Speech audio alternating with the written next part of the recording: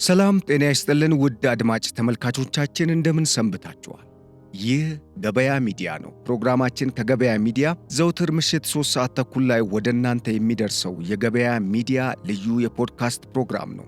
በዛሬው የገበያ ሚዲያ ልዩ የፖድካስት ፕሮግራም እንደተለመደው ከኢትዮጵያ ብሔራዊ ጥቅም ጋር የተሳሰሩ ወሳኝ መረጃዎችን ይዘናል። ቀዳሚ ያደረግነው መረጃ የሁለቱ መሪዎች ግጥምጥሞሽ ኋላ ያለው ሴራን እንመለከታለን። በተለይም የፕሬዝዳንት ሐሰን ሼክ መሐሙድ ወደ ጅቡቲ የማምራት ጉዳይና የፕሬዝዳንት ኢሳያስ አፈወርቂ ካይሮ ለምን ገቡ የሚለውን ጉዳይ በስፋት በተለይ ያለው አንድምታ ላይ ፎከስ በማድረግ ወይም ትኩረት በመስጠት የምንነጋገር ይሆናል። እንደዚሁም የጁባላንዱ ፕሬዝዳንት አህመድ ማዶቤ በሶማሊያ ፌዴራል መንግስት ላይ ክስ አቅርበዋል።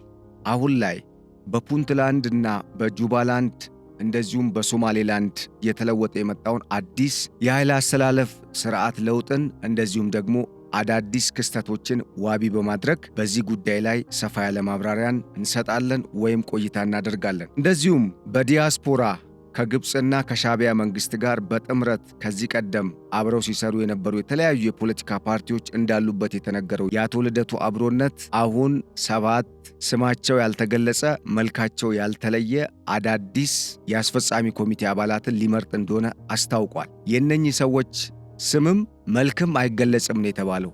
ለምን የሚለውን ጉዳይ ትኩረት በመስጠት እንዳስሳለን። አብራችሁ እንድትቆዩ በመጋበዝ ከሰዓታችን ጋር በማያያዝ ስለ ወቅታዊ ጉዳይ በተለይ በሱዳን ስላለውና ኢሳያስ አፈወርቂ አሁን ላይ ስለተጋረጠባቸው አደገኛ ብለው ከጠሩት ስጋት ጋር በሚያያዝ የወጡ መረጃዎችንም እንደዚሁ የምናክልላችሁ ይሆናል። በእነኚህ ርዕሰ ጉዳዮች ላይ ቆይታ የምናደርግ ነው የሚሆነው። አብራችሁን እንድትቆዩ በድጋሚ እየጋበዝኩኝ ቆይታችሁ ያማረ ጥሩ መረጃዎችን የምታገኙበት እንደዚሁም የምታተርፉበት እንደሚሆን በማመን በቆይታችሁ እንደምትደሰቱም እየገለጽን ለቻናሉ አዲስ የሆናችሁ ቻናሉን ሰብስክራይብ፣ ፕሮግራማችንን ደግሞ ላይክ እና ሼር እንድታደርጉ እንደዚሁም የምትሰጡን አዳዲስ መረጃዎች ወይም ሂስም ካለ በፕሮግራማችንም ላይ ያላችሁን የሚሰማችሁን አስተያየት እንድትሰጡንም እየጠየቅን ለመስጠት ለምትፈልጉ ደግሞ በሐሳብ መስጫ ሳጥን በኩል ወይም በሜሴጅ ልትልኩልን የምትችሉ መሆኑን እያሳወቅን አብራችሁን መስራት ለምትሹ ምርትና አገልግሎታችሁንም በገበያ ሚዲያ በኩል ማስተዋወቅ ለምትፈልጉ የግልና የመንግስት ድርጅቶች የስልክ ቁጥራችንን አሊያም በቴሌግራም አድራሻችን እንደዚሁም የኢሜል አድራሻችንን በመጠቀም ልታገኙን ትችላላችሁ እያልን በቀጥታ ወደ ዕለቱ የገበያ ሚዲያ ልዩ የፖድካስት ፕሮግራም ተሻገሩ።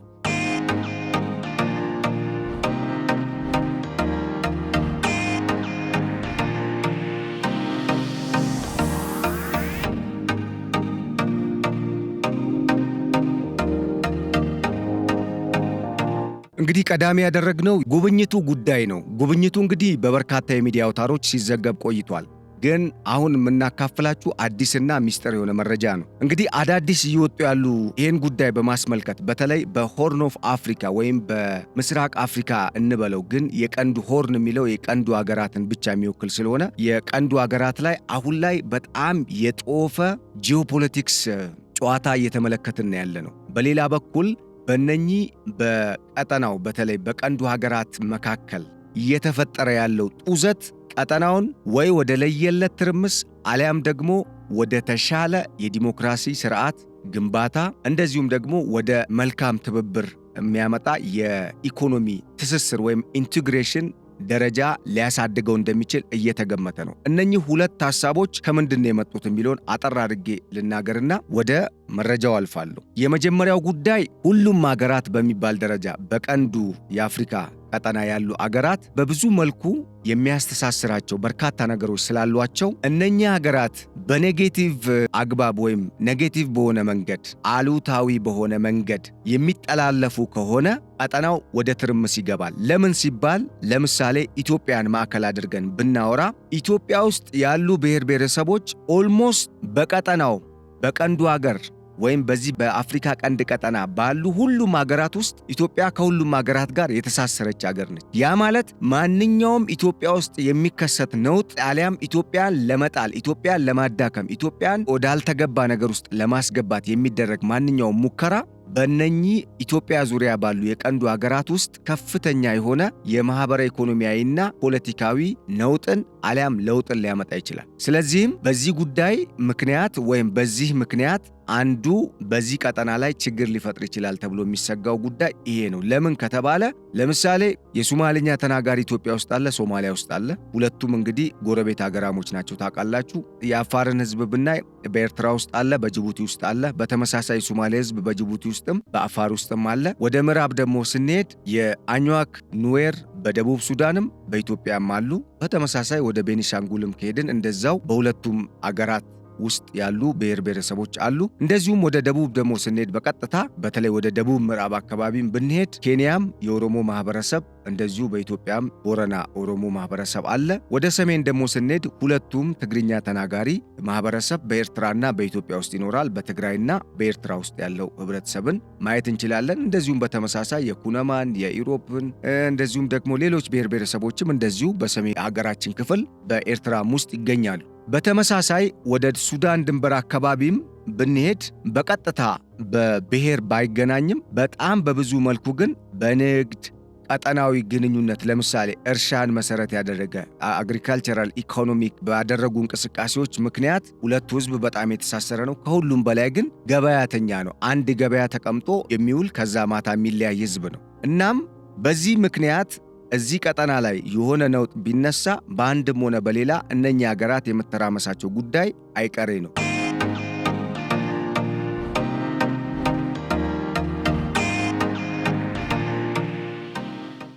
በሌላ በኩል ይሄንን በጣም ትልቅ ጥቅም ወይም ይሄንን ከፍተኛ ትስስር ወደ መልካም የሚያመጡት ከሆነ ለምሳሌ ስምምነትን በማድረግ ኢትዮጵያም የባህር በሯን የምታገኝ ከሆነ እንደዚሁም ደግሞ እነኚህ የቀጠናው አገራትም ከኢትዮጵያ ጋር ተስማምተው በሰጥቶ መቀበል አሊያም ሰላም ለመፍጠር ሲባል ነው። በነገራችን ላይ ሰጥቶ መቀበል የምትለው ኢትዮጵያ ይህንን ጉዳይ በሶማሊያ መንግስት በኩል በጅቡቲ መንግስትም በኩል በኤርትራ መንግስትም በኩል በሱዳንም በደቡብ ሱዳንም በኬንያም በኩል በጠቅላላው ትብብር ተፈጥሮ ነገሮች በሰላም የሚፈቱ ከሆነ ደግሞ የምስራቅ አፍሪካ ቀጠና ታይቶ በማይታወቅ መልኩ ከመቼውም ጊዜ በላይ በጣም ጠንካራ ኢኮኖሚን የሚገነባበት፣ ህዝቡ እረፍት የሚያገኝበት፣ የኑሮ ደረጃው የሚሻሻልበት፣ ቀጠናው አስገራሚ የልማት እና የእድገት ከፍታ ላይ የሚወጣበትን ትክክለኛውን ትራክ የሚጀምርበት ዘመን ሊሆን ይችላል። ይሄ የማይሆን ከሆነ ግን ትርምሱ የማይቀር ይሆናል። በዚህ ውስጥ የሚያተርፉ የውጭ ኃይሎች ደግሞ ከፍተኛ የሆነ የመሳሪያ ንግዳቸውን፣ የማዕድን ብዝበዛቸውን የሚቀጥሉ ይሆናል ማለት ነው እንደተለመደው። ይህን ያነሳሁት ለምንድን ነው? ለመግቢያ እንዲሆነኝ ነው። ምክንያቱም ሁለት የምስራቅ አፍሪካ መሪዎች በአንድ ቀን ልዩነት ግን ደግሞ በተመሳሳይ ሰዓት ለአንድ አጀንዳ ሁለት የተለያዩ የቀጠናው ሀገራት ገብተዋል። የመጀመሪያው ፕሬዝዳንት ሐሰን ሼክ መሐሙድ ጅቡቲ ገብተዋል ሮብ ዕለት። ነገር ግን ኢሳያስ አፈወርቂ ወደ ካይሮ ባመሩበት ተመሳሳይ ሰዓት ላይ ነው ወደ ጅቡቲ ያመሩት። የተባለው ምንድነው? ለሐሰን ሼክ ጉብኝት ከዚህ ቀደም ሶስተኛዋን የሶማሊያ ሪፐብሊክ መመስረት በሚል በጅቡቲ ከዛሬ 25 ዓመት በፊት ኮንፈረንስ ተካሂዶ ነበር። የመጀመሪያው ሪፐብሊክ ያሉት በእነሱ አነጋገር ከ1961 እስከ 69 ወይም ደግሞ የሚሊተሪ ጁንታው ስልጣን እስከያዘበት ማለት ነው። ከሱ በፊትም ያው ሚሊተሪ ነው የነበረው። ነገር ግን በቀጥታ ሚሊተሪ ሙሉ በሙሉ ወታደራዊ ስርዓትን በሶማሊያ ያመጣው የዚያድ ባሬ መንግስት ደግሞ ስልጣን ይዞ እስከ 1991 ምናምን ወይም ደግሞ ዘጠናዎቹ መጨረሻ ድረስ የነበረውን ዓመትም ደግሞ ምን ይሉታል? ሁለተኛው ሪፐብሊክ ይሉታል። ሶስተኛውና ስፔሻል ሪፐብሊክ ብለው አሁንም ድረስ እንቅስቃሴው የቀጠለው ዚያድ ባሬ ውድቀት በኋላ የመጣችውን ከክፍፍል በኋላ ደግሞ ዳግም ወደ ማንሰራራት እየገባች ያለችውን ሶማሊያን መገንባት በሚል እንግዲህ ለበርካታ ዘመናት ሙከራ ሲደረግበት የቆየው እስካሁንም ድረስ ላይ ሳይሳካ በእንጥልጥል እንግዲህ አሁንም እየቀጠለ ያለውን የሶማሊያ አንድነትና የሀገር ግንባታ ስርዓትን በሚመለከት ሂደትን በሚመለከት ውይይት ተካሂዶ ነበር። ያንን ለማስታወስ እንግዲህ 25ኛ ዓመት ወይም ሩብ ምዕት ዓመት ማለት ነው አዲሱ የሶማሊያ ሪፐብሊክ ምስረታን ምክንያት በማድረግ ኮንፈረንስ በማካሄድ ነው እንግዲህ እንደ ሙዚየም ነገር አቋቁመው እንደውም የማስታወሻም እንደ ሐውልት የሚመስል የመሰረተ ድንጋይ ተጥሏል። ያንን ማስታወሻ በሙዚየምነት ለመገንባት የሚያስችል በጅቡቲ ውስጥ ማለት ነው። እናም ያንን ትጎበኛላችሁ፣ ኮንፈረንሱም ይካሄዳል በሚል ነው ፕሬዝዳንት ኢስማኤል ኡመር ጊሌ ኦፊሻሊ ለፕሬዝዳንት ሐሰን ሼክ መሐሙድ ግብዣ አድርገውላቸው ወደ ጅቡቲ እንዲሄዱ ተደረገ የተባለው። ይህንን ሚዲያዎች ይዘግቡ እንጂ ዋናው ከኋላ ያለው ሚስጥር ግን እሱ አይደለም። ሚስጥሩ ምንድን ነው? ኢትዮጵያ ጅቡቲና በኤርትራ አሁን ላይ ስጋት የፈጠረውን የመፈንቅለ መንግስት እንቅስቃሴን ተከትሎ 90% የሚሆነው የውጭ ገቢ ንግዷ በጅቡቲ ወደብ አማካኝነት ስለሆነ በጅቡቲ ወደቦች አማካኝነት ስለምታደርግ ይሄ የመፈንቅለ መንግስት እንቅስቃሴ የጅቡቲና የኢትዮጵያን ባህር በር ግንኙነት ወይም ደግሞ በሁለቱ ሀገራት መካከል ያለውን የወደብ አቅራቢነትና የውጭ ገቢ ንግድን በጅቡቲ ወደቦች አማካኝነት የማድረጉ የንግድ ግንኙነት ሊቋረጥ የሚችልበት ሁኔታ ወይም ትልቅ ስጋትን ፈጥሯል። ሊቋረጥ የሚችልበት ሁኔታ መፈጠሩ ደግሞ የኢትዮጵያን ኢኮኖሚ ጠላት እንደሚፈልገው ክፉኛ እንዲጎዳ ሊያደርገው ይችላል።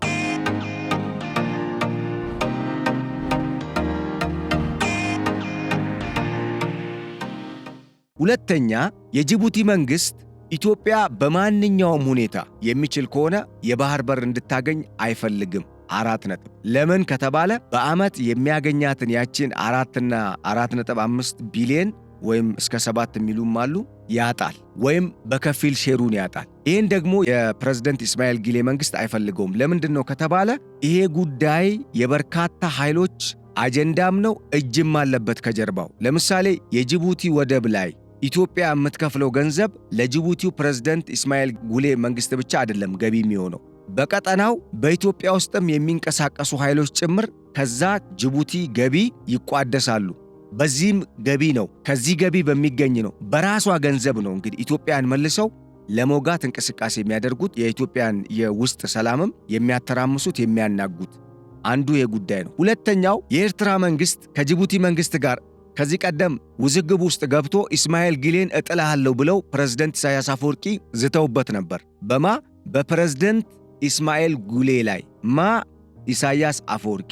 ለምንድን ነው የኢሳያስ አፈወርቂ መንግስት እቅዱና ዓላማው ኢትዮጵያ የአሰብ ወደብንና የምጽዋ ወደብን ሕጋዊ ባልሆነ መንገድ እንድታጣ ሲደረግ ዋና ዓላማው የአሰብና የምጽዋ ወደብን ለኢትዮጵያ በማከራየት በኢትዮጵያ ላይ የተመሰረተ ኢኮኖሚን ለመገንባት ነበር እቅዱ። ለዚህም ነው የአፍሪካ በተለይ የምስራቅ አፍሪካዋ ሲንጋፖር እናረጋታለን ኤርትራን ሲሉ ገና ወጡ ሳይወጠወጥ እንደሚባለው መብላቷን ሳታቅ እጇን ታጠበች እንደሚባለው ቀድመው ገና ምንም ነገር ሳይፈጠር ሕዝባቸውን በተስፋ ሞሉት። የኢህአዴግ መንግስት ደግሞ በወቅቱ አቅም ስለሌለው የሚሉ ሐሳቦች አሉ። አሁንም ይህን ነገር ደግሜ እናገረዋለሁ። በኢህአዴግ መንግስትና በኤርትራ መንግስት መካከል ያለው ግንኙነት አይታወቅም፣ አሊያም ግልጽ አይደለም። ስቲል ናው በምንድነው የተግባቡት የሚለው ጉዳይ ግልጽ አይደለም። ጠቅላይ ሚኒስትር ዶክተር አብይ አህመድ የሰሞኑ መግለጫም ግልጽ አድርጎታል። ይህን ጉዳይ በተለይ በፓርላማ ያደረጉት ማብራሪያ ነገሩን ፍንትው አድርጎ ያሳየ ነው። ሚስጥሩን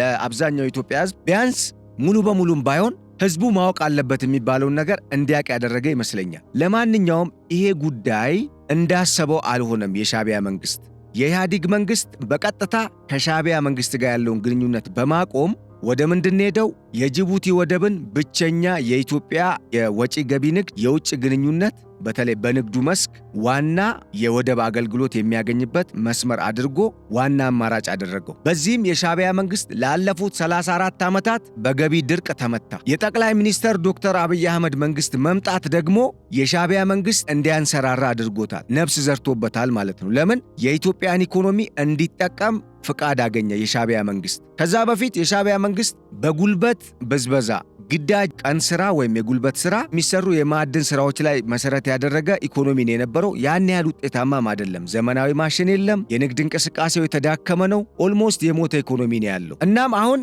ይህንን ሁኔታ ለመቀየር የሆነ ጊዜ የዱሜራ ደሴትን መሰረት በማድረግ ከጅቡቲ መንግስት ጋር ግጭት ውስጥ ገባና የሻዕቢያ መንግስት የጅቡቲ መንግስት ላይ የመፈንቅለ መንግስት ለማድረግ የአፋር ታጣቂዎችን አስነሳ።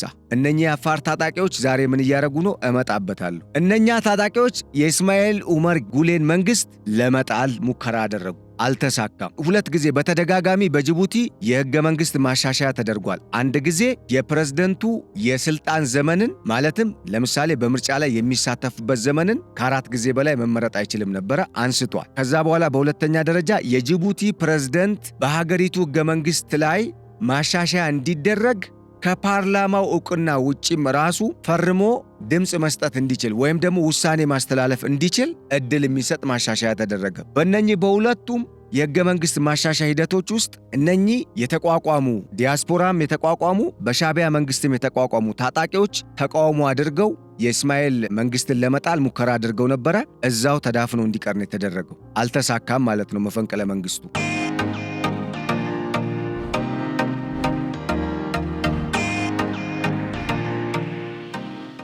አሁን ሶስተኛ ከ26 ኦልሞስት ሊሞላቸው ስለሆነ ነው ወራት ነው የቀሩት ዓመት በኋላ ለስድስተኛ ጊዜ በሚደረገው ምርጫ ላይ የኢስማኤል ኡመር ጉሌ መንግሥት እንዲሳተፍ ወይም ራሳቸው ፕሬዝደንቱ ተጨማሪ ጊዜ ሀገሪቱን እንዲመሩ ለተጨማሪ ጊዜ ወይም ዙር ስድስተኛ ዙር ምርጫ መሳተፍ እንዲችሉ ምን ማሻሻያ ተደረገ?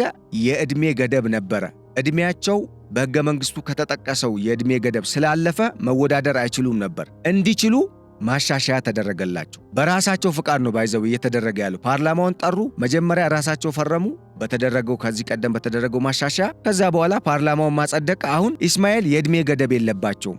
አገሪቱን እስከፈለጉት መምራት ይችላሉ። በአንድ በኩል የምርጫ ጊዜ ሊሚት የለም። ያ ማለት በተደጋጋሚ ምርጫዎችን ማሸነፍ ወይም በምርጫዎች በመሳተፍ አገሪቱን ድምፅ እስካገኙ ድረስ መምራት ይችላሉ የሚለው ጉዳይ ነው። በሌላ በኩል ደግሞ የዕድሜ ገደብ የለም የሚለው ተነስቷል። የዕድሜ ገደቡ ይሄንን መሰረት አድርጎ አሁን በጅቡቲ ውስጥ ነውጥ ተፈጥሯል። አብዛኛው የሚዲያ አውታር ይሄንን እየዘገበ ነው የሚገኘው። ፋክት ነው፣ ይሄ ሆኗል፣ ትክክል ነው። ይሄንንም በሚመለከት ከሰሞኑ በጅቡቲ የሚገኙ የአፋር ጎሳዎችን መሰረት ያደረገ የፖለቲካ ፓርቲ በኢስማኤል ኡመር ጉሌ ላይ ከፍተኛ ተቃውሞን በማሰማት የሀገሪቱ ተቃዋሚ ፓርቲዎች ወደ መፈንቅለ መንግሥት እንዲሄዱ ጥሪ አቅርበዋል። እሱም የትጥቅ ትግል ውስጥ ሁላ ሊገባ እንደሚችል ገልጿል። አርዲፒ የሚሉታል፣ አርዲኤፍ የሚሉታል። ለማንኛውም ሪስቶሬሽን ኦፍ ዲሞክራሲ ፎር ጅቡቲያን የሚል ነው የተሰጠው ስያሜ።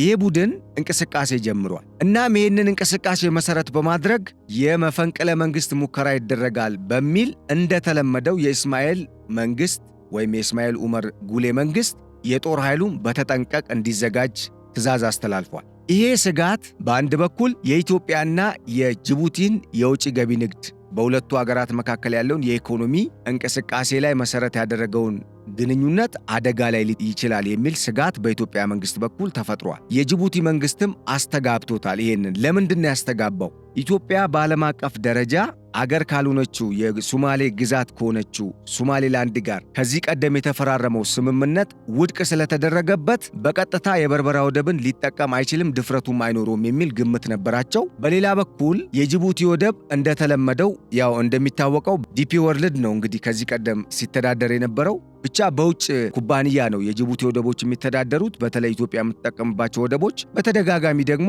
ያው የኪራይ ምናምን የጅቡቲ መንግስት ታክሱን ሲጨምር ያ አስተዳዳሪው ደግሞ የወደቡ አስተዳዳሪ ካምፓኒ ደግሞ የወደብ ኪራይና ሌሎች አገልግሎቶችን መሰረት ያደረጉ ክፍያዎች ላይ ጭማሪ ያደርጋል። የኢትዮጵያ መንግስት በዚህ ቆስሏል። የኢትዮጵያ ኢኮኖሚ በርካታ ጊዜ ብዙ ጉዳትን አስተናግዷል በጅቡቲ መንግስት አሻጥር ምክንያት። ከኋላው ማን አለ? የምትታወቀው የኢትዮጵያ እናት ጠላት የምትባለው የጠላት እናት አለ ታውቃላችሁ። እናት ማለት ዋና ጠላት የምትባለው ቀንደኛዋ ዋና ጠላት የምትባለው ግብፅ ከጀርባ አለች፣ ጫና ለማድረግ ማለት ነው የኢትዮጵያ መንግስት ላይ። አሁን ይሄ ጉዳይ እንዲስተጋባ ተደረገ በአንድ በኩል። ስለዚህ የኢትዮጵያ መንግስት በዚህ ጉዳይ ላይ ለወራት ሲያጤነው ቆየ። እናም በመጨረሻ ይህንን የገባቸውና ያወቁት ፕሬዝደንት ሐሰን ሼክ መሐሙድ በቀጥታ ባልተጠበቀ ሁኔታ የሶማሌላንዱ ፕሬዝደንት አብዱራህማን ኢሮ ከዚህ ቀደም በ30 ሚሊዮን ዶላር ነው የግብፅን አጀንዳ፣ የኳታርን አጀንዳ፣ የቱርክን አጀንዳ ለማስፈጸም የሶማሊያ መንግስትን የሻዕቢያ መንግስትን አጀንዳ ለማስፈጸም በኳታር በግብፅ መንግስትና በቱርክ መንግስት የ30 ሚሊዮን ዶላር እንዲመረጡ የምርጫ ፈሰስ ተደርጎ ለሶማሌላንድ የተለያዩ 5 ጎሳ መሪዎች ተሰጥቶ ነው ወደ ስልጣን የመጡት እኚህ መሪ። እናም ዓላማቸው የነኚህን አገራት ጥቅም ማስጠበቅ፣ የኢትዮጵያን ጥቅም ደግሞ መጉዳት ነበረ። አልቻሉ። ሳይችሉ ሲቀሩ ለኢትዮጵያ እጅ ሰጡ።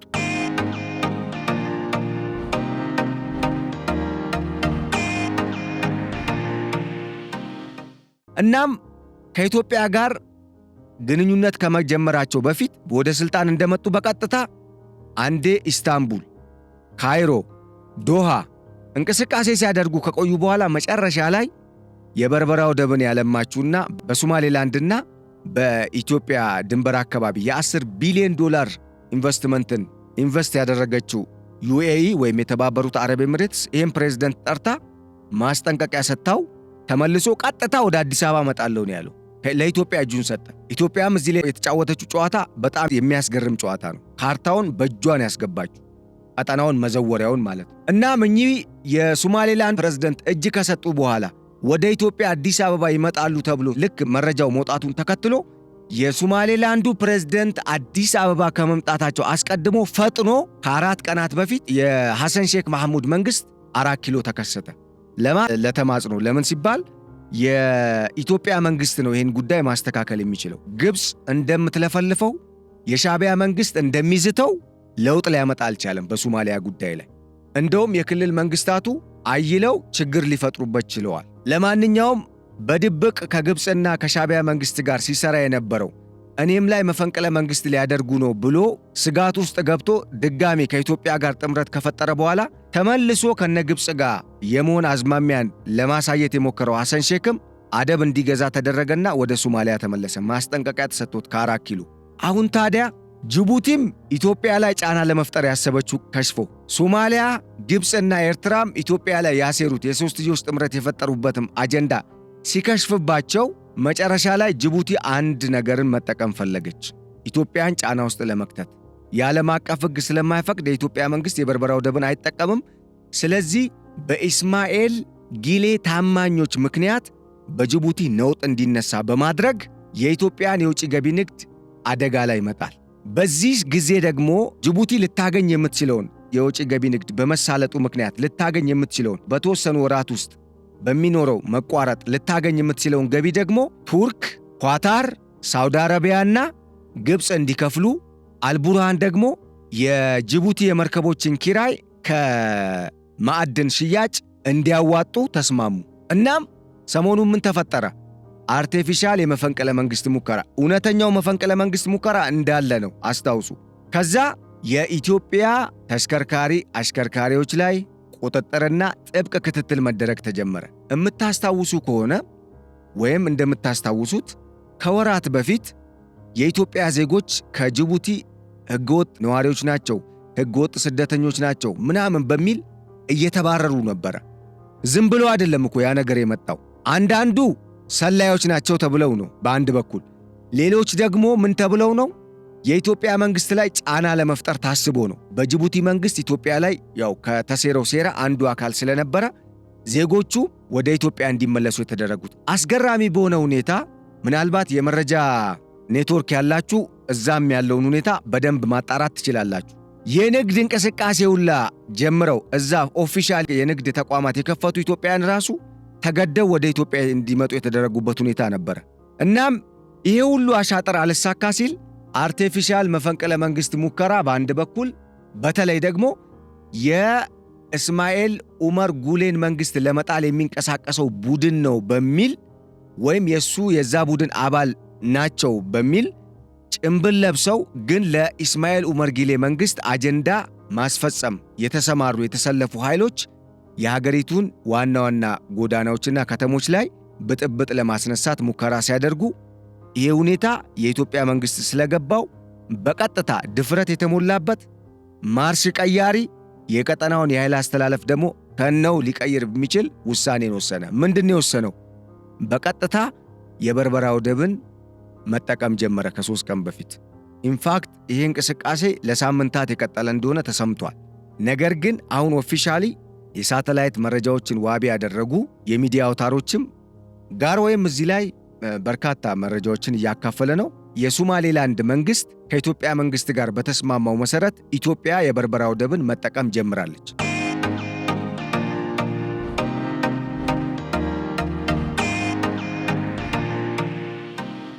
ይሄ ያሰጋቸው ሐሰን ሼክም ሶማሌላንድን ላጣ ነው በሚል፣ በሌላ በኩል ከወደቡ የሚገኘውን ገንዘብ አሁን ሊያጡ እየተቃረቡ ያሉት ፕሬዝዳንት ኢስማኤል ኡመር ጉሌም በቀጥታ ከግብፅ ጋር በመነጋገር በተመሳሳይ አጀንዳ ልክ ኢሳያስ አፈወርቂ ካይሮን ሲገቡ ከፕሬዝዳንት አብዱልፈታህ አልሲሲ ጋር የተወያዩባቸውን አይነት ጉዳዮች ላይ ለመወያየት ቀድመው ኢሳያስ አፈወርቂ ወደ ካይሮ ከማምራታቸው በፊት ኢስማኤል ኡመር ጊሌና ሐሰን ሼክ መሐሙድ ተጠራርተው ውይይት አደረጉ ማለት ነው። የት?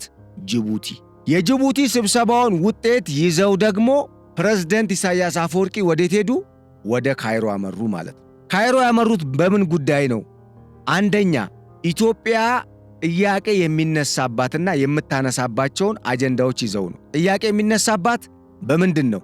አንዱ በአባይ ውሃ ነው። ከማ በኩል? ከግብፅ በኩል። ይሄ ደግሞ ግብፅ የማትደራደርበት ስስ ብልቷ ነው። ለኢሳያስ አፈወርቂ የመጫወቻ ካርታ አድርገው እዛ ግብፅ ከኢሳያስ መንግስት ጋር እንድትቆም የኢሳያስ መንግስትን እንድትረዳ ለሎቢ የተጠቀሙበት። ሁለተኛው ጉዳይ ግብፅ ከገማል አብዱል ናሲር ዘመን ጀምሮ ለበርካታ ዓመታት ኢትዮጵያን ከቀይ ባህር በር ለማግለል ስትሰራ የነበረችበትን አጀንዳ ደግሞ ይዘው መጡ። ሁለተኛው የውሃ ጉዳይ፣ የቀይ ባህር ጉዳይ። ሁለቱም አጀንዳ ግብፅ የማትደራደርበት ስለሆነ ለምን? ግብፅ አጀንዳዋ ኢትዮጵያ እንዳታድግ ማድረግ ነው። በሌላ አነጋገር ኢትዮጵያ የምትባል አገር ከምድረ ገጽ እንድትጠፋ ከካርታ እንድትፋቅ ነው። ይሄ የግብፅ የምንጊዜም ተልእኮና አጀንዳ ነው። በነገራችን ላይ የውጭ ግንኙነት ፖሊሲ ዋና ስትራቴጂዋ ይሄ ነው። ኢንተርምስ ኦፍ ወይም ዊዝ ሪጋርድ ቱ ኢትዮጵያ እና የምስራቅ አፍሪካን ጉዳይ በሚመለከት። እናም ፕሬዝዳንት ኢሳያስ አፈወርቂ ይህንን የጅቡቲውን ውይይት ውጤት ያዙና ቀጥታ ካይሮ ሄዱ። ካይሮም ሄደው 3 አጀንዳዎች ላይ በዋናነት ተወያዩ። አንዱ የሁለቱ ውሃዎች ጉዳይ፣ የሁለቱ ውሃዎች ቀይ ባህርና የቀይ ባህር ጨዋማ ውሃና የአባይ ውሃ ንጹህ ውሃ።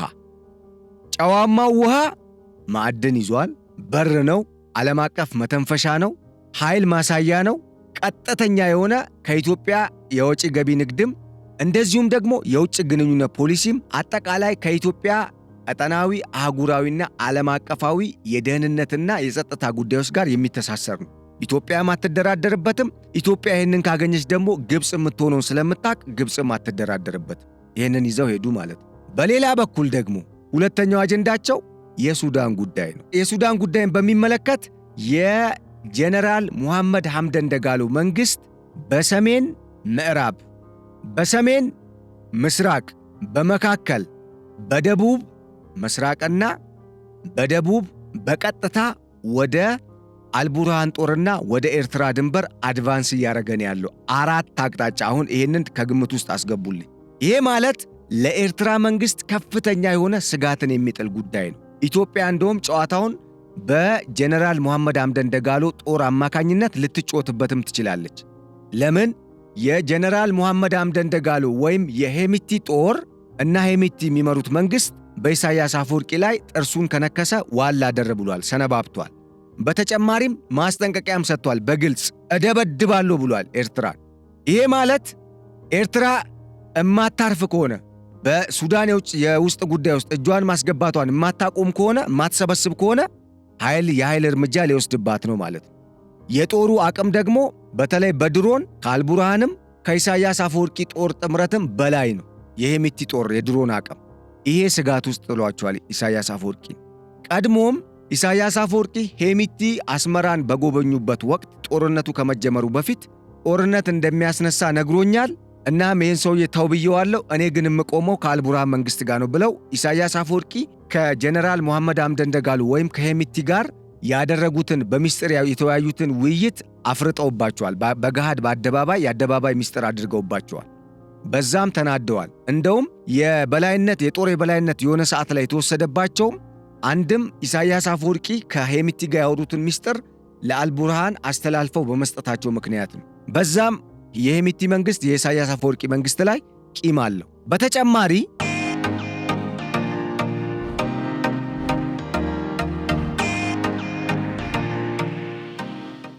የአልቡርሃን መንግስት ማሸነፍ በኢትዮጵያ ላይ ግብፅ ላቀደችው ዕቅድና የሻዕቢያ መንግስትም ከአልቡርሃን መንግስት ጋርና ከሌሎች የተቃዋሚ ኃይሎች ጋር ወይም ደግሞ የታጠቁ ኃይሎች ጋር ተጣምሮ ኢትዮጵያን ለመውጋት ያቀደው ዕቅድ ይሳካለታል። የአልቡርሃን መንግስት የሚያሸንፍ ከሆነ የአልቡርሃን መንግስት የሚሸነፍ ከሆነ ደግሞ ኢሳያስ አፈወርቂ የሚኖራቸው አማራጭ ምንድን ነው? እንደተባለው መኮብለል አሊያም እንደ ጋዳፊ እዛው የሞትን ጽዋ ይጠጧታል ማለት ነው። ለምን?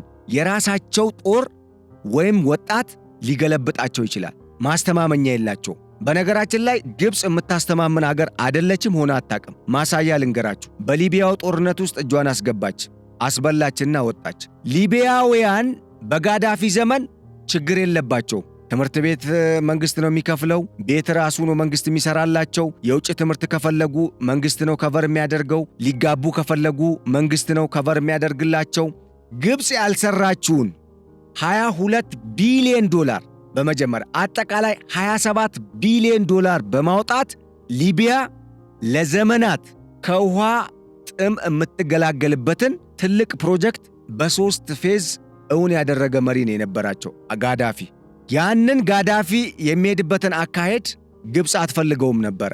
ለምንድን ነው የማትፈልገው? የውሃ ፕሮጀክቱ በተለይ የተሳበው የውሃ ምንጩም ቻድ፣ ግብፅና ሊቢያ በሚዋሰኑበት ድንበር አካባቢ ነው የሚገኘው የከርሰ ምድር ውሃው። ያንን ጋዳፊ አውጥቶ ለህዝቡ ሲያጠጣ ግብፅ ውስጥ ለምንድን ነው የኛ መንግስት የዚህ አይነት የውሃ ፕሮጀክት የማይሰራው የሚል የቢሊዮን ዶላሮች ፕሮጀክት እንዲጀመር ጥያቄ የሚያነሳ ነውጥ እንቅስቃሴ ወይም ደግሞ ተቃውሞ መጣ።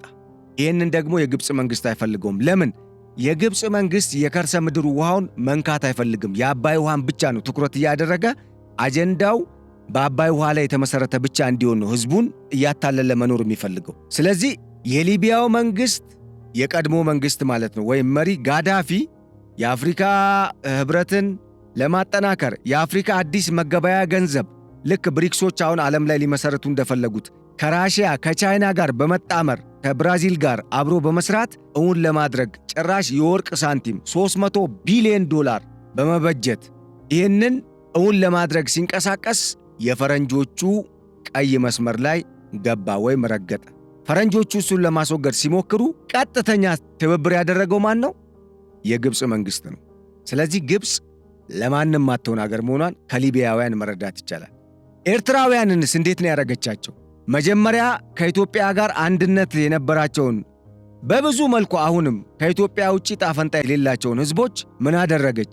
ተገንጠሉ እናንተ ተወራችሁ ነው በሚል ራሷ አደራጀች፣ አስታጠቀች፣ ፋይናንስ ድጋፍ አረገች። ተገነጠሉ፣ ረሳቻቸው። የኤርትራ መንግስት አሁን ለሀገሪቱ ምንድን የሰራው ቢባል ወጣቱን ከመጨረስ ውጪና ሀገሪቱን ወጣት አልባ ከማድረግ ውጪ ይሄ ነው የሚባል አንድ የሚኮራበት የሰራው የሚያሳየው አንድም ነገር የለውም። ምናልባት የሚኮራበት ሳዋ ነው፣ ወታደራዊ ማሰልጠኛ። እሱ ደግሞ በየመኖች ላይ ሳውዲ መራሹ ጦርን ለመርዳት ጦር አሰልጥኖ በዶላር የሸጠበት፣ ኮንጎ ለዳይመንድ ለቀማ ለአልማዝና ለወርቅ ለቀማ የሄዱ ወታደሮችን አሰልጥኖ ለፈረንጆቹ ለነኚህ በቀጠናው ለሚንቀሳቀሱና እዛ ያለውን ሀብት ለመቀራመት ለሚሄዱ ሰርጎ ገቦች ዶላርን በመቀበል የሚያሰለጥንበት ነው። ያ ማለት እንደ አጠቃላይ ኢትዮጵያን ለማተራመስ የምስራቅ አፍሪካን ለማተራመስ ወታደሮችን እያሰለጠነ እየመለመለ እያሰለጠነ እንደ ገቢ ምንጭ የሚጠቀምበት ወታደራዊ ማሰልጠኛው ነው። ያ ማለት የሽብር ተቋም ነው ባጭሩ።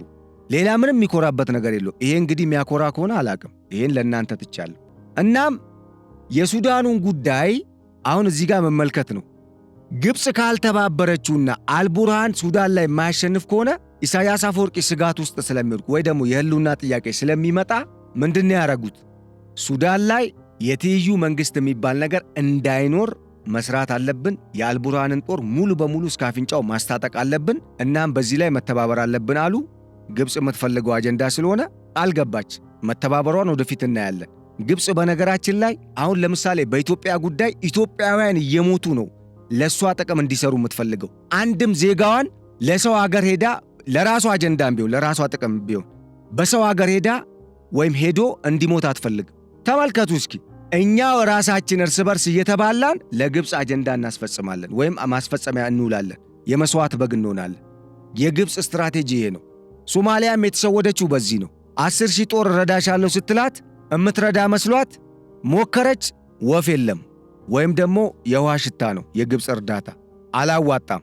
ጭራሽ አልሸባብ ፕሬዝደንት ሐሰን ሼክ መሐሙድን ጉሮሮን ሊያንቀው እየተናነቀው ነው የሚገኘው። ይሄ ሁሉ እንግዲህ የአፍሪካ ሰላም አስከባሪ ጦር ባለበት ምድር ውስጥ ማለት ነው። ይህንን ጦር አልሸባብን የተቋቋመው የኢትዮጵያ ሀገር መከላከያ ሰራዊትና የኬንያ ጥምረት ነው እና እንደ ዩጋንዳ አሉ አንዳንድ ሀገራት፣ በዋናነት ግን የኢትዮጵያ ሀገር መከላከያ ሰራዊት ነው። ስለዚህ በዚህ ጉዳይ ተስማሙ ኢሳያስና አልሲሲ። በምን ጉዳይ? በሱዳን ጉዳይ።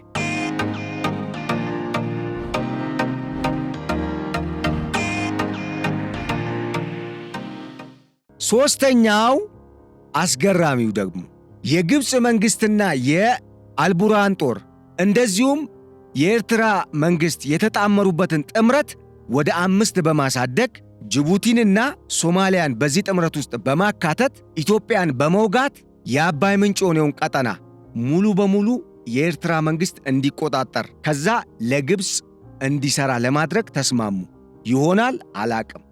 በምንም ተአምር ይሄ ግን ሊሆን ይችላል ብዬ አላምንም። ሊሆንም አይችልም።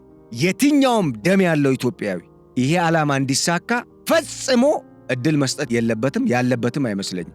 ሶስተኛው ዓላማቸው ይሄ ነው። እነሱ ግን ምን አሉን ሲነግሩን በቀይ ባህር ጉዳይ ምናምን አሉና ሁለቱን አጀንዳዎች በደንብ አነሱልንና የሱዳኑን ጉዳይና በሁለቱ ውሃዎች በአባይ ውሃና የኢትዮጵያ የቀይ ባህር ጉዳይን በሚመለከት አነሱና የግብፅ ሚዲያዎችም የአቶ የማነ የኤክስ ገጽ ላይ የተለጠፈውን የኤርትራው የማስታወቂያ ሚኒስትር አቶ የማነ በማህበራዊ ትስስር በኤክስ ገጻቸው ላይ የለጠፉት መረጃ ኢሳያስ አፈወርቂ ለ5 ቀን የሥራ ጉብኝት የት ገብተዋል? ግብፅ ገብተዋል። የሚወያዩባቸው አጀንዳዎች አንዱ ምንድነው አሉ?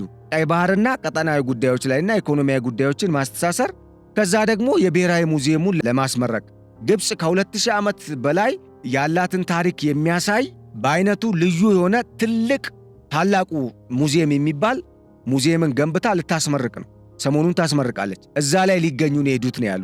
ሚዲያዎችም ያንን ያራገቡት። ዋናው ግን ከነገርኳችሁ ሁሉ ሶስተኛው አጀንዳ ወሳኝ ነው። ቀድሞ በኤርትራ በሶማሊያና በግብፅ የተመሰረተው የሬድሲ አሊያንስ የሶስትዮሽ ጥምረት በኢትዮጵያ ጠንካራ የዲፕሎማሲ ጨዋታ ፈርሶ ነበረ። አሁን ኢትዮጵያ ሌላ አይነት የኃይል አስተላለፍ ለውጥ ሲመጣ የበርበራ ወደብን ቀጥታ መጠቀሟን ስትጀምር ሐሰን ሼክ ጅቡቲ ገቡ።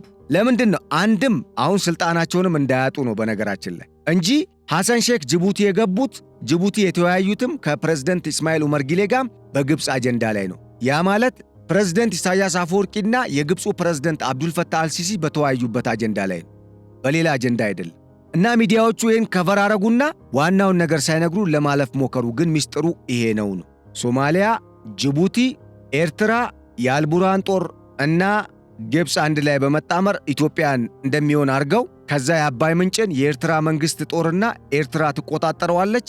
እንደተለመደው የህዳሴ ግድቡም በቀጥታ በኤርትራ ግዛት ውስጥ ይሆንና ሰሜን ኢትዮጵያ ሙሉ ተቆጣጥረው አንድ አገር ይሆኑና ደቡብ ኢትዮጵያን እንዳይነሳ አድርገው ከዚህ በኋላ ኢትዮጵያ የምትባል አገር እንድትጠፋ ከዛ ያ የሻዕቢያ መንግስት የተቆጣጠረው ሰሜን ኢትዮጵያ ትግራይን ጨምሮ የቤኒሻንጉል ጉሙዝም የአማራ ክልልም ጨምሮ እነሱ ወደ ራሳቸው ግዛት የሚጠቀልሉት ግዛቱና ግዛቱ ያለው ሀብት ይሆናል የሻዕቢያ መንግስትና ከሻዕቢያ መንግስት ጋር አብሮ የሚሰሩ ኃይሎች ይሆንና የኢትዮጵያ ህዝብ ወደ ደቡብ ይሰደዳል። ዳግም እንዳያንሰራራ ተደርጎ ኢትዮጵያ የምትባል ሀገር ወይ ከካርታ እንድትጠፋ አሊያም አርፋ እንድትቀመጥ ተቆርጣ ማለት ነው፣ ግማሿ ኢትዮጵያ ሆና። ከዛ ደግሞስ በዚህ ቢያበቃ እኮ ጥሩ ነው፣ የአባይን ውሃ በቀጥታ ግብፅ እንደምትፈልገው እንድታደርግ። ሁለተኛውና አስገራሚው ነገር በደቡብ ደግሞ የኦጋዴን ግዛትን ለሶማሊያ ለመስጠት፣ ሶማሌላንድንም ከነው ወደ ሶማሊያ ለመመለስ ይሄው እነኚሁ ሀገራት ያላቸው የጋራ ጦር ጥምር ጦር ይተባበራል ማለት ነው። አስባችሁታል ምን አይነት አደገኛ አሻጥር እንደሆነ? ምኞት ነው ምናምን የምትል ሰው ወገብን ጠበቅ አርግ። ነገሩ በዚህ መልኩ ነው እየሄደ ያለው። ኢትዮጵያን ለማፈራረስ ነው። ይሄ ሳይታለም የተፈታ ጉዳይ ነው፣ ግን የሚሳካ አይደለም። አስገራሚው ነገር የሚሳካ አለመሆኑ ነው። ግን ምን ያህል እንደሚያስቡ እንድታቁት ነው። በጅቡቲ ወደብ ዙሪያ ደግሞ የሻዕቢያ መንግስት ከጅቡቲ ወደብ ከሚገኘው ገቢ ተጠቃሚ ነው። ግብፅ ሼር አላት። ኢስማኤል ኡመር ጊሌ ራሱ ሼር አለው። መንግስቱ ይወስዳል። መንግስት ማለት የኢስማኤል ኡመር ጊሌ መንግስት ማለት ነው፣ የጅቡቲ መንግስት እና ኢትዮጵያ ውስጥ ያሉ ኃይሎችም ከጅቡቲ መንግስት ሼር ያገኛሉ። አመናችሁም አላመናችሁም። ለምሳሌ ግብፅ የጅቡቲ ወደብን ለማልማት ከጅቡቲ መንግስት ጋር ተስማምታለች። ምን ትላላችሁ? ከነ ሳውዲ አረቢያና ከነ ተባበሩት አረብ ኤሚሬትስ ጋር እየተፎካከረች ስለሆነ ነው አይደለ? ይሄ የሞኝ ጨዋታ ነው። ይሄ አይደለም ጨዋታው። ኢትዮጵያን መውጫ ማሳጣት፣ ኢትዮጵያን ድሃ ማድረግ፣ ኢትዮጵያን ማዳከም፣ ኢትዮጵያን መድረሻ ማሳጣት፣ ከዛስ ማፍረስ የግብፅ አጀንዳ። ይሄ ሁልጊዜም የግብፅ አጀንዳ የኢትዮጵያን ብሔራዊ ጥቅም ምን ማለት ነው ማኮስመን አጀንዳው ይሄ ነው። ይህን ካልኩኝ በኋላ በቀጣይ ምን አይነት ለውጥ ሊመጣ ይችላል አብረን የምናየው ነው የሚሆነው። በተለይ የጀነራል መሐመድ ሐምደን ደጋሎ ጦር ማስጠንቀቂያ የኢሳያስ አፈወርቂ መንግስትንም አልቡርሃንንም ግብፅንም በእጅጉ ያሰጋ ነው። በነገራችን ላይ ጅቡቲንና ሶማሊያንም አስግቷል። ለምን? ዋና የጅቡቲም የሶማሊያ መተማመኛ አሁን ኤርትራና ግብፅ ናቸው። ለምን? እነሱ ናቸው ኢትዮጵያን ቢዚ ማድረግ የሚችሉት። እኛ ኢትዮጵያን አንችልም፣ እጅ ሰጥተዋል ኦልሬዲ። እነኛ ኃይሎች ደግሞ ያ ጀነራል ሐምደን ደጋሎ ጦር የሄሚቲ ጦር የሚጠናከርና ወደፊት የሚገሰግስ ከሆነ የሻዕቢያ መንግስትም አልቡርሃንም ሊጠፉ ነው። ያ ማለት ግብፅ ልትገለል ነው፣ ብቻዋን ልትቀር ነው። እዚህ ላይ ነው አሁን ለመረባረብ የተስማሙት ነው። ይህንን ጉዳይ በዚሁ እንትን እንበል እንቋጨው።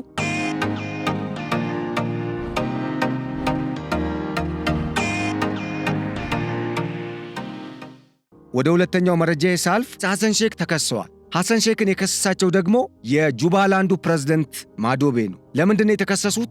ሀገሪቱን ወደ ምስቅልቅል ሁኔታ ለማምራትና የሀገሪቱን የነበረ የፌዴራሊዝም ስርዓት እየለመለመ ያለውንም የሀገሪቱን የሰላም ሁኔታ ወደ ግጭት ውስጥ በማስገባት ሀገሪቱን ከነ ግብፅ ጋር ከሻዕቢያ መንግስት ጋር በመሆን ከውጭ ኃይሎች ጋር በመሆን ለማተራመስ እየሰሩ ነው።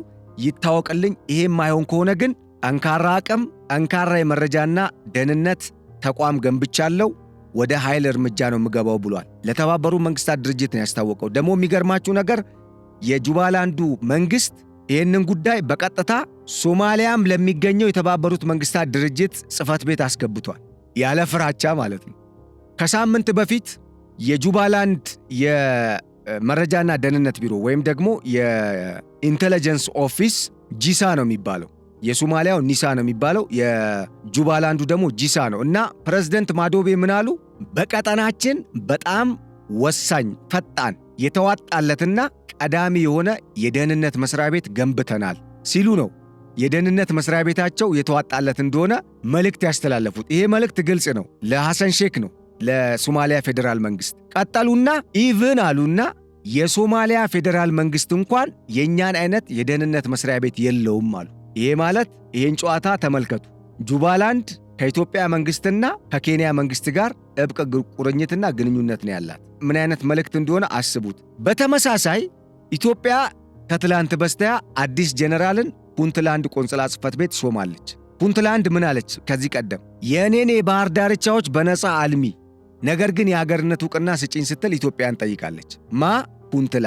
ፑንትላንድ አሁንም ጥብቅ ድጋፍ የሚደረግላት ከተባበሩት አረብ ኤምሬትስ ከአሜሪካ መንግስትና ከኢትዮጵያ መንግስት ነው። ይህም ምን አይነት ትርጉም እንዳለው ለሐሰን ሼክ የፌዴራል መንግስት አስቡት። ሶስተኛ ሶማሌላንድ በእስራኤል በኢትዮጵያ መንግስት በተባበሩት አረብ ኤምሬት መንግስትና በአሜሪካ መንግስት ይደገፋል። በተመሳሳይ በአውሮፓ ህብረት መንግስትም ይደገፋል። ከሰሞኑ 30 የሚሆኑ የዓለም ሀገራት የሶማሌላንድን አገርነት ዕውቅና በተለይ በምዕራቡ ዓለም ያሉ ሀገራት ሊያጸድቁ ዝግጅት ላይ ናቸው።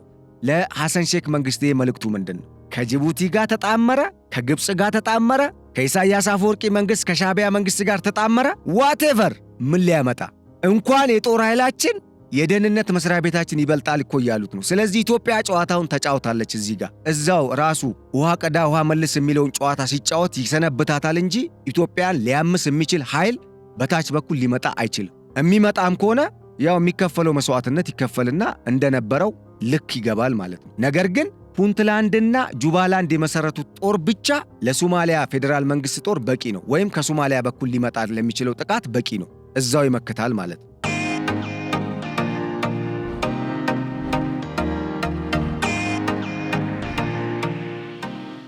ፕላስ የሶማሊያ ብሔራዊ ጦር ወይም የሶማሊያ ፌዴራል መንግስት ጦር 15000 አይሞላም ጠቅላላ ጦሩ። ይሄ የሰለጠነው ዌል ትሬንድ የሚባለው። የክልል ጦሮች ግን የክልል መንግስታቱ ግን ከ100,000 በላይ ጦር አላቸው እያንዳንዳቸው። ያ ማለት ዌል ትሬንድ የሚባል ማለት ነው። ግን በተጠባባቂነት የሚገኝ ኢማጂን በ5 በ6 እጥፍ ደግሞ የሚበልጥ አክቲቭ ጦር አላቸው።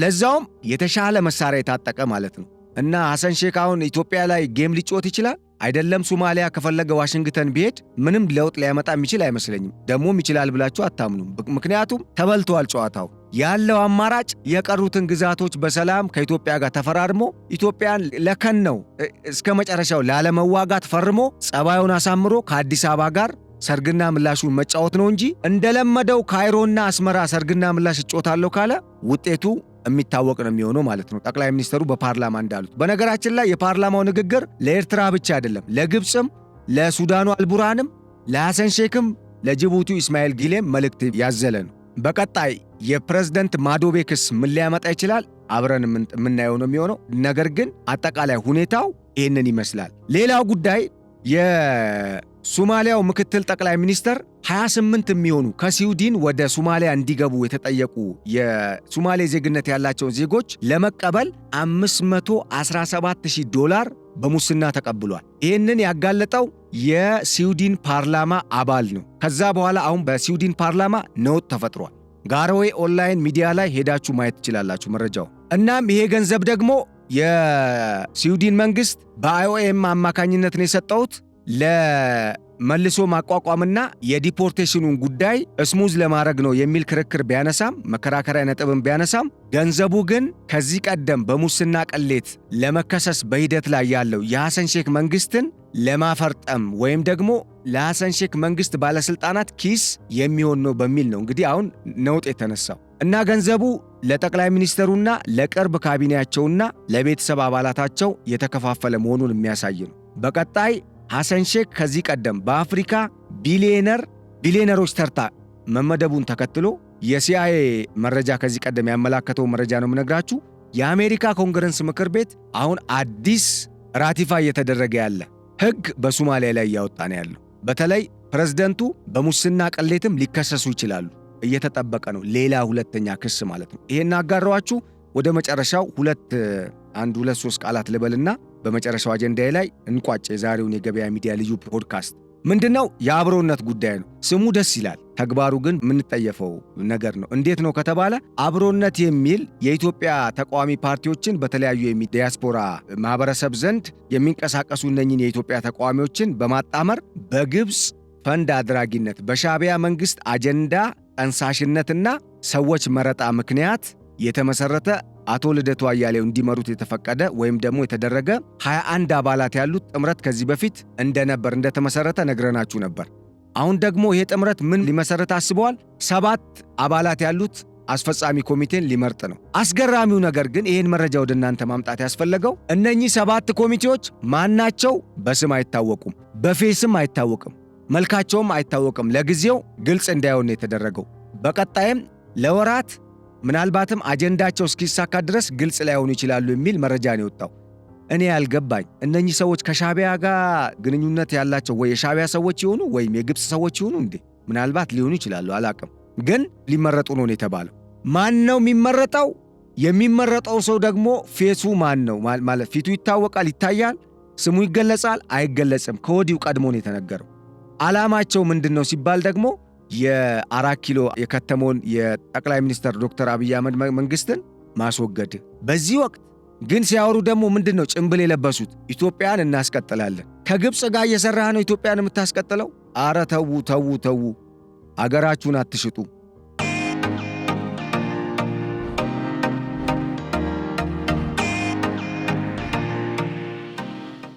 ጨርሻለሁ። ውድ አድማጭ ተመልካቾቻችን ለዕለቱ ያዘጋጀነው የገበያ ሚዲያ ልዩ የፖድካስት ፕሮግራም እስካሁን የሰማችሁትን ይመስል ነበር። ስለተከታተላችሁንና አብራችሁን ስለዘለቃችሁ እጅጉን አድርጌ በማመስገን በቀጣይ በመሰል ከኢትዮጵያ ብሔራዊ ጥቅም ጋር የሚገናኙ ወሳኝ መረጃዎችን ይዘን እስክንመለስ ለአሁኑ በዚሁ ተሰናበትናችሁ። ቸር ሰንብቱልን።